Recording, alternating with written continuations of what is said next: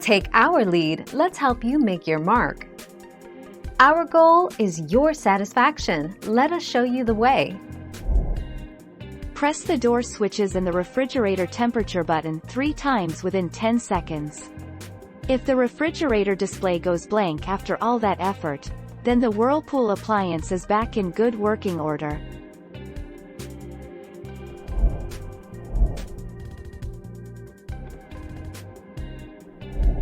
Let's help you make your mark.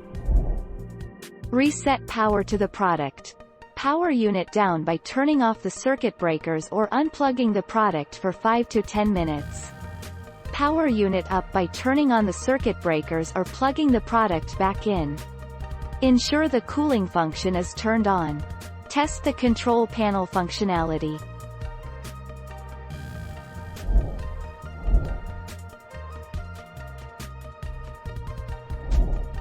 Take our lead. The refrigerator motor seems to run too much. Check the refrigerator's installation. Keep the doors closed as much as possible. Set the controls correctly. Check the water filter. Flush the water system. Check the water pressure.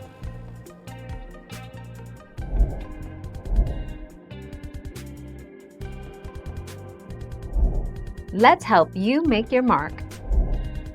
Starting diagnostics. To start with, we need to start the refrigerator's diagnostic mode. To do this, open the refrigerator door and press one or both door switches, depending on your refrigerator type.